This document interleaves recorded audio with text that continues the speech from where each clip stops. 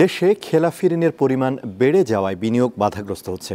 ফলে নতুন করে কর্মসংস্থান সৃষ্টি ঝুঁকিতে পড়বে বলে আশঙ্কা গবেষণা সংস্থা বিআইডিএস-এর। আর সিপিডির মতে উদ্যোক্তারা নতুন ঋণ না পাওয়ায় বিনিয়োগ, কর্মসংস্থান এবং অর্থনৈতিক প্রবৃদ্ধি ব্যাহত হচ্ছে।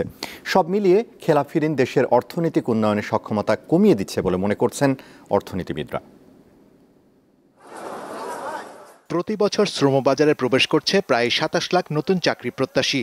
এর মধ্যে চাকরি নামক সোনার হরিণের দেখা মেলে ১০ লাখ মানুষের কাছে। ফলে প্রতি বছর ১৭ থেকে ১৮ লাখ কর্মহীনের তালিকায় যোগ হচ্ছে। কেন্দ্রীয় ব্যাংকের এক হিসেবে দেখা গেছে ২০২৫ সালের মার্চে খেলাপি ঋণের পরিমাণ ছিল ৪,২০,০০০ কোটি টাকার ওপর। এর সাথে দেশের অর্থনৈতিক প্রবৃদ্ধির নিম্নমুখিতার কারণে বিনিয়োগ বাধাগ্রস্ত হচ্ছে। ফলে নতুন কর্মসংস্থানের সুযোগ সৃষ্টি ব্যাহত হচ্ছে। গ্রো করছে ২৭-২৮ লক্ষ জব হচ্ছে, নতুন চাকরি হচ্ছে। এর মধ্যে দেশ প্রতি বছর ১০ লাখের মতো জব তৈরি হয় দেশে, ইকোনমি যদি গ্রোথ 4%-এর উপরে উঠে। অর্থনীতিবিদদের মতে ২০১৬ থেকে ২০২২ সালের মধ্যে দেশে অল্প কিছু বিনিয়োগ হলেও বেশিরভাগ ঋণের অর্থই বিদেশে পাচার হয়ে গেছে বলে অভিযোগ রয়েছে। ফলে বিনিয়োগ ও কর্মসংস্থান কোনোটিতেই তেমন গতি আসেনি।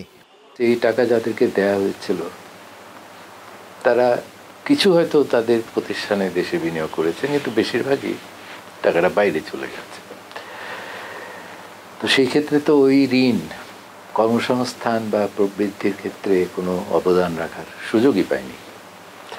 যার কারণে ২০১৬ পর থেকে আমরা দেখছি যে শ্রমবাজারে এই দুর্বলতা।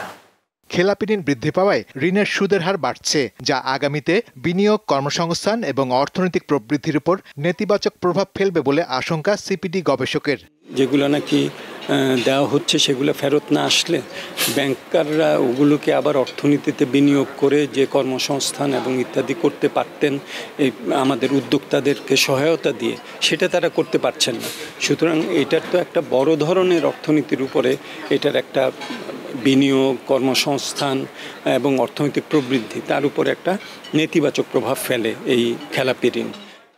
এ অবস্থায় অর্থনীতিতে অনিশ্চয়তা দূর করে ভালো উদ্যোক্তাদের বিনিয়োগে আকৃষ্ট করার পরামর্শ অর্থনীতিবিদ ও বিশ্লেষকদের।